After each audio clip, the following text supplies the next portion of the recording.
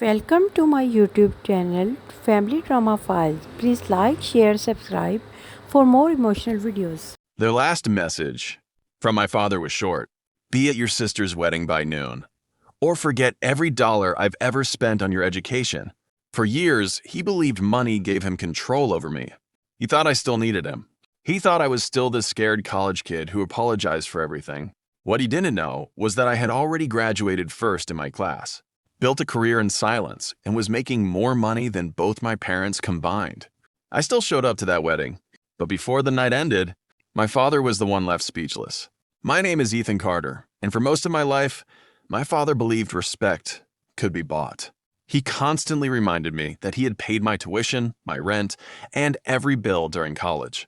Every family gathering ended with him telling relatives how successful I would be because of his sacrifices. The truth was different.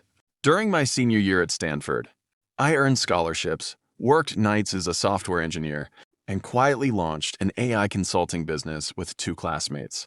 Within 18 months, our company landed contracts with major healthcare firms across the United States. I never told my family. Every phone call became another lecture about how I owed my future to my father. Then my younger sister, Olivia, announced her wedding. I planned to attend, until I realized the ceremony was scheduled for the exact weekend. I had to finalize a multi-million-dollar acquisition that could change my company forever. I politely explained. Dad didn't care.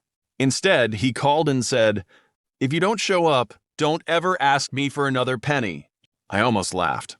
He still believed I depended on his money. I simply replied, "I'll be there." I finished the acquisition Friday morning, boarded a private flight arranged by one of our investors, and reached the venue just before the ceremony. No one knew. To everyone else, I looked like the same quiet son who had left home years ago. During dinner, my father stood to make a speech. He smiled proudly and joked that all his children's success came from his discipline. Then he looked directly at me, and Ethan finally learned family comes before money. The guests laughed. I smiled back. Minutes later, Olivia's fiancé walked over holding his phone. He had just recognized my name from an article announcing our company's acquisition. He asked, "Wait, are you the Ethan Carter, CEO of Novalogic AI?" The entire table went silent. My father frowned. "What company?" The groom handed him the article. The headline read, "30-year-old founder leads $120 million AI deal." Dad read every word. Then he looked at me. "You own this company?" "Yes." "You graduated already?" "Last year." "You never told us?" I quietly answered. "You never asked." For the first time in my life, my father had nothing to say. The man who always believed money gave him power realized he hadn't been supporting me for years. "You graduated already?" "Last year." "You never told us?" I quietly answered. "You never asked." For the first time in my life, my father had nothing to say. The man who always believed money gave him power realized he hadn't been supporting me for years.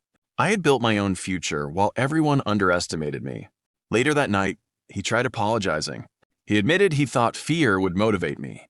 Instead, it had only taught me to succeed without needing anyone's approval. When I left the wedding, I hugged my sister, wished her happiness, and walked away knowing something had finally changed. Not my bank account, not my career, but the balance of respect inside my family. Success is the loudest answer to years of doubt. Some people try to control you with money, guilt, or family expectations because they believe you'll never outgrow their influence. But the day you quietly build your own future, their power disappears. My father thought he could take away my education. He never realized I had already turned that education into a life no one could control.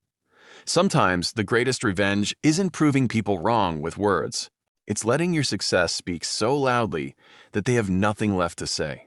If you've ever been underestimated by your own family, remember this.